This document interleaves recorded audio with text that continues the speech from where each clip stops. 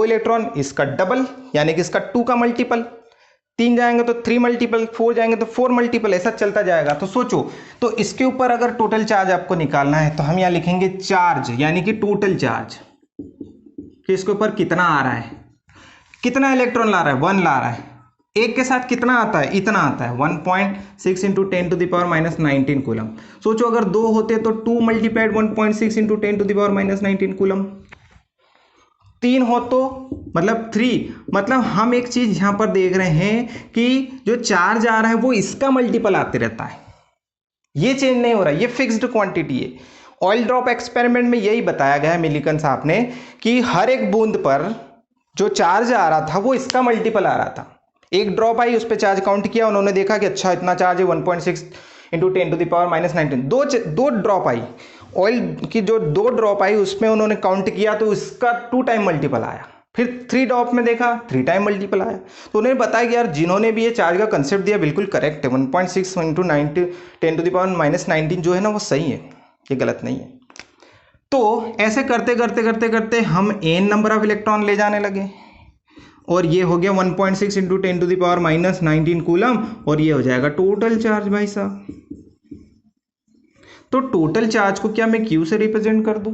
Of course, तो Q is equal to n multiplied this is called E, yes, and this is our formula for quantization of charge. इस फॉर्मूले से हमको जानकारी मिलती है कि अगर इतने नंबर ऑफ इलेक्ट्रॉन एक बॉडी से दूसरी बॉडी में जाते हैं तो कितना चार्ज डेवलप करेंगे। या जिस जगह से गए हैं उस जगह से कितना चार्ज लेकर गए होंगे, ये फॉर्मूले से आप फाइंड आउट कर सकते हो। तो यहाँ पर एक चीज़ और आपको ध्यान देना है, साइन की बात की जाए, जैसे कि इस बॉडी पर आ रहा है तो प्लस चार्ज आएगा, यानी कि इस पर पूरी बॉडी पर क्या है, सॉरी माइनस आएगा, और यहाँ से जहाँ से जा रहा है वहाँ पे क्या आएगा, प्लस। यानी कि दोनों कंडीशन हो सकती है। आपसे पूछा जाए कि what is the total charge, okay, कि जिस बॉडी से इलेक्ट्रॉन जा रहा है उसका टोटल चार्ज कितना होगा, तो उसमें चार्ज बताने के लिए आपको प्लस लगाना पड़ेगा, क्योंकि जिससे जा रहा है उसमें। अब ऐसा पूछ लिया जाए कि जिस पे जा रहा है उसके लिए, तो आपको माइनस लगाना पड़ेगा। मतलब यानी कि आपके पास यहाँ पर ये फॉर्मेट आना चाहिए, Q is equal two plus NE। क्या रहेगा आपके पास, Q is equal two plus NE। तो हमारा ये बेसिक कंसेप्ट हुआ कि जो फॉर्मेट है हमारा वो क्या है कि टोटल चार्ज जो है प्लस माइनस NE, और यही हमको कंसेप्ट देता है। चलिए हम यहाँ पर इसका डेफिनेशन लिखते हैं। तो ये हो गई हमारी डेफिनेशन। अब यहाँ पर देख लीजिए, charge on a body is continuous quantity. Continuous मतलब एक के बाद एक, 1 by 1 चलेंगे, है ना। ऐसा नहीं है कि फ्रिक्शन में आ जाएंगे। अगर एक चार्ज आया तो उसके बाद सेकंड वाले को ही कंसिडर किया जाएगा, 1.5 या 1.2 ऐसा कुछ नहीं हो सकता। It increases in steps. Steps का मतलब होता है कि 1.6 इंटू 10⁻92 के जस्ट बाद इसका मल्टीपल आएगा, इसके बीच में कोई वैल्यू नहीं आ सकती, इसको बोला जाता है steps. The quantity of charge on a body is integral multiple, यानी इसमें क्या होता है, इंटीग्रल मल्टीपल होता है ना, जैसे मल्टीपल होता जा रहा है कंटिन्यूस। किसके मल्टीपल का, इस चार्ज का। ये चार्ज किसका है, इलेक्ट्रॉन का, ठीक है। चलिए ये होता है बेसिक चीज़ें। आज हमने कुछ स्पेशल प्रॉपर्टी पढ़ी है, इसके बाद थोड़ा सा और देखते हैं कि कोई बॉडी न्यूट्रली कैसे शो की जाएगी, है ना। हम थोड़ा सा चार्जिंग प्रोसेस को भी देखेंगे। ओके, चलिए हम बात करते हैं कि कोई बॉडी को चार्ज कैसे किया जा सकता है। ओके, तो पहली बात तो ये कि कोई बॉडी इनिशियली कैसे होती है, तो हमको पता है कि वो इनिशियली न्यूट्रल होती है। कैसी होती है, न्यूट्रल। तो हम यहाँ पर लिख सकते हैं, suppose we have a body which is neutral. कैसी है वो, न्यूट्रल है। न्यूट्रल है मतलब उसके ऊपर टोटल चार्ज कितना हुआ, 0। तो कैसे शो करेंगे, ये रही वो बॉडी। चलो, अगर इसको न्यूट्रल बताया है, यानी कि इसके ऊपर प्लस चार्ज भी उतने ही है जितने माइनस चार्ज है, तो हम इसको ऐसे लिख सकते हैं, प्लस प्लस ये, तो ये माइनस ऐसे, मतलब number of positive charges and number of negative charges are equal. तो अगर +10 है तो -10 होंगे, टोटल कितना आ जाएगा, 0। और इसको बोला जाता है न्यूट्रल बॉडी, या जिसको कहेंगे कि नेट चार्ज कितना होता है, 0। अब इसे हमें चार्ज करना है, यानी कि मुझे चार्जिंग प्रोसेस बतानी है। तो चार्ज करने की जो प्रोसेस होती है वो 2 तरह की होती है ना। चार्जिंग प्रोसेस,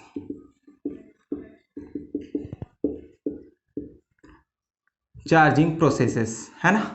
कितनी प्रोसेस होती है, 2 प्रोसेस होती है। कौन कौन सी होती है, ध्यान दीजिएगा। एक प्रोसेस ऐसी होती है जो बिना उस बॉडी को टच किए उसको चार्ज कर सकते हैं, और एक प्रोसेस ऐसी होती है जिसे कांटेक्ट में लाना पड़ता है, यानी उसे टच करना पड़ता है। तो जो विदाउट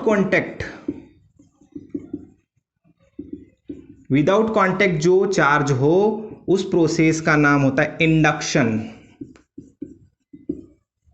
कौन सी मेथड, इंडक्शन मेथड। और जो कांटेक्ट के साथ चार्ज होती है उसको बोलते हैं कंडक्शन मेथड। अब दोनों में क्या डिफरेंस है, दोनों में मेजर डिफरेंस तो यही है कि एक कांटेक्ट के साथ चार्ज होती है, एक विदाउट कांटेक्ट के साथ चार्ज होती है। तो कंडक्शन मेथड कैसी होती है, विथ कांटेक्ट, सॉरी, ये बात आपको ध्यान रखनी है। ये 2 चीज़ें आपको ध्यान रखना है, एक इंडक्शन मेथड होती है, एक होती है conduction method. Conduction method contact के साथ चार्ज की करती है, और जो इंडक्शन मेथड है वो विदाउट कांटेक्ट चार्ज करती है। तो चलो देखते हैं हम कैसे। सबसे पहले हम बात करते हैं इंडक्शन मेथड की। सबसे पहले हम बात करेंगे इंडक्शन मेथड।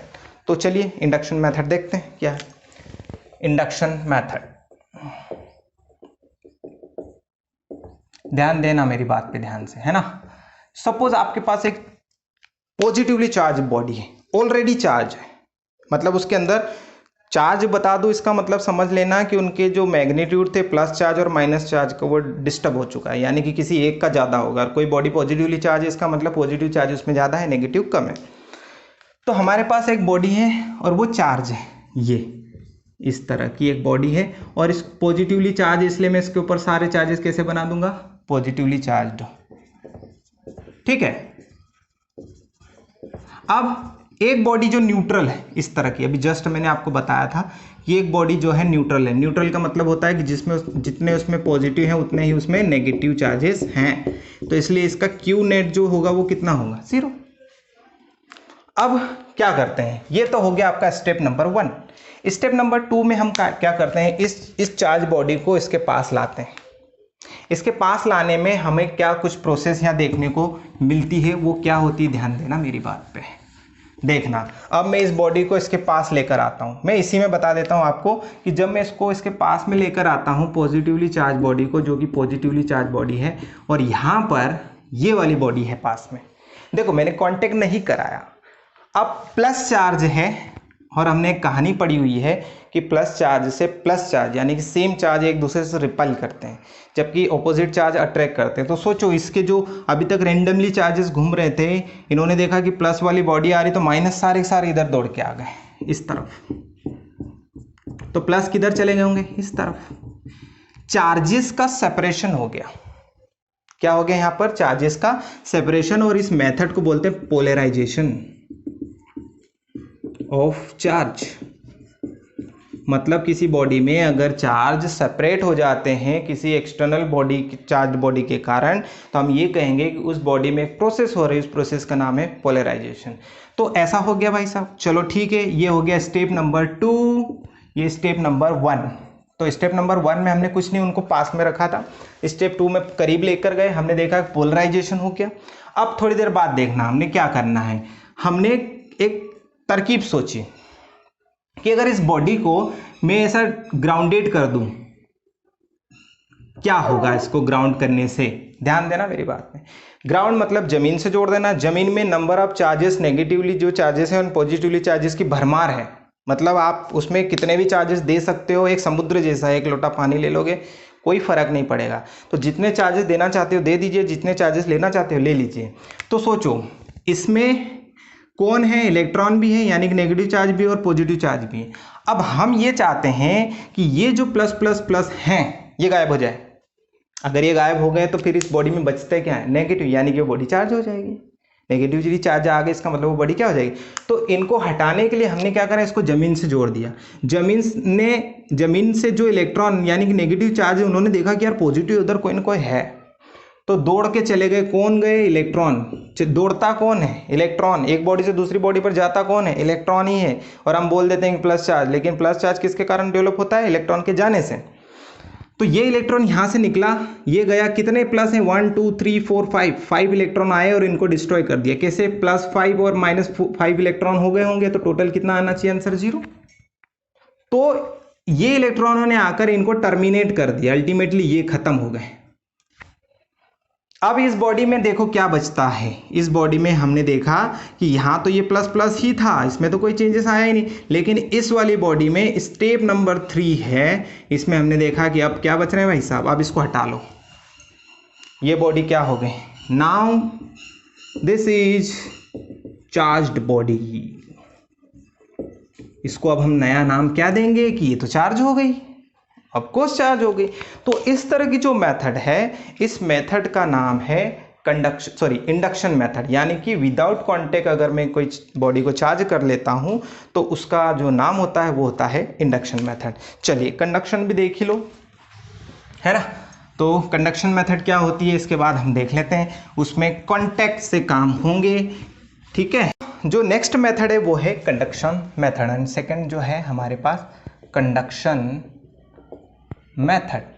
ये मेथड वो मेथड है बेटा जिसमें जो चार्जिंग प्रोसेस है वो विथ कांटेक्ट होती है ना। विथ कांटेक्ट कैसी होती है, एक एग्जांपल से आप समझिए। सपोज हमारे पास एक बॉडी है जो कि चार्ज है, ये वाली बॉडी जो है वो कैसी है, चार्ज है, मतलब इसके पास एक जैसे चार्जेस, सिमिलर चार्जेस होंगे। ये चार्ज्ड बॉडी है। ठीक, अब एक दूसरी बॉडी है जो कि न्यूट्रल है बेटा। कैसी है? न्यूट्रल, यानी कि इस पर नेट देखा जाए चार्ज तो वो कितना? 0। इसका क्या मीनिंग होता है? इसका मीनिंग होता है जितने प्लस उतने माइनस होंगे इस बॉडी के पास। ठीक है, चलिए वेरी गुड। अब स्टेप नंबर ये था 1, हम जाते स्टेप नंबर 2 में। और स्टेप नंबर 2 में हम क्या करेंगे कि इस बॉडी को इस बॉडी से कांटेक्ट कराएंगे। यही तो हमारी प्रोसेस है, दैट इज कंडक्शन मेथड। तो हमने क्या देखा कि जब मैं इस बॉडी को, ध्यान देना, ये वाली जो बॉडी है चार्ज बॉडी जो इस बॉडी के कांटेक्ट में आती है तो हमको कुछ डिफरेंट फिनोमिना देखने को मिलता है। और वो क्या है? तो सोचो कि ये वाली बॉडी के पास जो प्लस चार्जेस हैं इनमें भयंकर रिपल्शन हो रहा है, यानी कि ये चाहते हैं कि हमको कोई अगर कंडक्टर मिल जाए तो हम वो उसमें ट्रांसफर हो जाएंगे, मतलब उसमें निकल लेंगे। इधर एयर है, एयर इंसुलेटर होती है इसलिए एयर में ये जा नहीं सकते, तो वो अपने अंदर ही बड़ा रिपल्शन को सहन करते हुए वहीं बैठे रहते हैं। ठीक है, अब ये वाली बॉडी की क्या कहानी है? इसमें +10 चार्ज है तो -10 है, इसलिए तो 0 आ रहा है। तो जब ये वाली चार्ज बॉडी जिसके पास +100 चार्ज थे और इसके पास +10 और +- थे, तो प्लस वाले चार्जेस को माइनस वालों ने देखा और इधर अट्रैक्ट होकर आ गए। तो प्लस किधर भाग गए? इस तरफ प्लस भाग गए भाई साहब, कोई दिक्कत नहीं। क्यों भागे? क्योंकि इन प्लस से रिपल्शन के कारण वो उधर चले गए। और इधर पावर बहुत ज़्यादा है क्योंकि ये बहुत ही पास में, यहाँ तो 10 ही प्लस चार्ज थे। अब सोचो इसके पास -10 है और इधर +10 है, तो इन 100 ने जब इसमें एंटर किया तो इसके -10 को तो ख़त्म कर देंगे, है ना? क्यों? क्योंकि इन 100 में से 10 चार्ज ऐसे होंगे जो इन -10 के साथ मिलकर उनको ख़त्म कर देंगे, क्योंकि इसका +10 और ये वाला -10 मिलके कितना आएगा बेटा? आंसर 0, यानी कि इसके 10 ने इस वाले 10 को ख़त्म कर दिया। तो स्टेप नंबर जो 3 है इसमें हमको क्या देखने को मिलता है कि इसमें से जो चार्जेस गए हैं इसमें, अब देखो इसमें ये वाली बॉडी में जो इधर बॉडी थी इसमें +10 बचे हैं ये वाले, और इन्होंने इधर से 90 और ऐड हो गए। तो टोटल चार्ज अगर देखा जाए ना तो ये वाली बॉडी अब टोटल चार्ज कितनी हो गई? 100, यानी कि ये वाली बॉडी के पास जो टोटल चार्ज आया है वो कितना है? +100, यानी कि क्या मैं इसको ऐसा बोल सकता हूँ कि हाँ दिस इज चार्ज्ड बॉडी। किससे चार्ज की हमने? क्या मेथड थी हमारे पास? तो हमारी मेथड थी दैट इज कंडक्शन मेथड, जिसमें क्या प्रोसेस थी कि जिसके अंदर हमें कांटेक्ट कराना होता था, इस वजह से ये चार्ज होती थी। अब कोई बॉडी चार्ज है या नहीं है इसका पता लगाने के लिए हमारे पास एक मेथड होती है, और उस मेथड में हम एक डिवाइस का यूज़ करते हैं and that device is known as electroscope.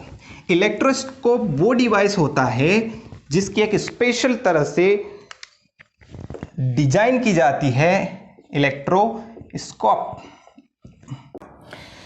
ये हमको बताता है कि कोई बॉडी जो मेरे हाथ में है या आपके आसपास है वो चार्ज है या नहीं। अल्टीमेटली इस डिवाइस से हम किसी भी पर्टिकुलर बॉडी को चेक कर सकते हैं कि उसके अंदर चार्जेस हैं या वो बॉडी चार्ज है या नहीं है। कैसे चेक करते हैं? तो आप देखिएगा, इसके डायग्राम से आपको समझना पड़ेगा। हमारे पास एक कंटेनर होता है ना, ये कंटेनर जैसा एक डायग्राम होता है, एक बॉक्स होता है ये इस तरह से। इसके अंदर वैक्यूम होता है। वैक्यूम इसलिए होता है ताकि एयर के पार्टिकल्स जो हैं उसके अंदर कोई डिस्टर्बेंस क्रिएट ना करे। अब क्यों ऐसा मैंने क्यों बोला, आपको यहाँ पे डायग्राम से ही समझना पड़ेगा। सपोज ये एक कंटेनर है और हमने इसको,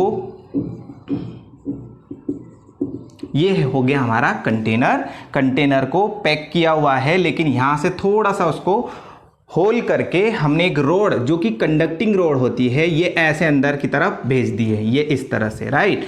इसका ये हो गया एंड, एक एंड होता है ऊपर इस तरह से, राइट। यहाँ पर एक कुंडी लगी रहती, कुंडी मतलब केप होता है ये बेसिकली, केप यानी कि इस पर उस बॉडी को या इस केप के पास उस बॉडी को लाया जाता है जिसका हमें चेक करना है कि वो चार्ज है या नहीं है। इनिशियली ये जो रॉड है ये तो बेसिकली क्या है, हमारे पास कंडक्टिंग रॉड है, कंडक्टिंग रॉड। तो कंडक्टिंग रॉड की क्या प्रॉपर्टी होती है, ये एक मेटेलिक होती है और मेटेलिक में क्या होता है कि आप देखेंगे यहाँ पर कि जो भी रॉड होती है मेटल की, उसमें जो नंबर ऑफ पॉजिटिव चार्जेस हैं वो बराबर होते हैं नंबर ऑफ नेगेटिव चार्जेस के। यानी कि वो देखा जाए तो इसके ऊपर जो नेट चार्ज होता है बच्चों वो कितना होता है, 0, है ना। तो इसका मतलब इसमें plus minus plus minus plus minus इस तरह से बराबर होंगे इनिशियली बात कर रहा हूं। अब एक बॉडी जो हमारे पास इधर है और ये चार्ज है ना, लेकिन हम छू कर या कांटेक्ट करके या टच करके नहीं बता सकते, क्योंकि हम अगर उसको टच करेंगे तो हमारी बॉडी के थ्रू वो चार्जेस जमीन में या ग्राउंडेड हो जाएंगे, तो हमें पता नहीं चलेगा, वो डिस्चार्ज हो जाएगी बेसिकली।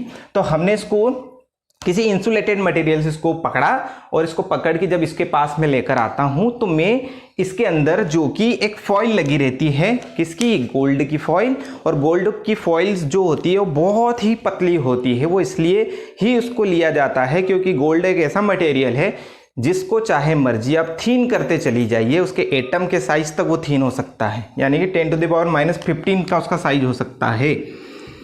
तो यहां पर जो दो फॉइल लगी थी इस तरह की पैरेलल, एक दूसरे से कैसी थी बेटा, वो पैरेलल थी।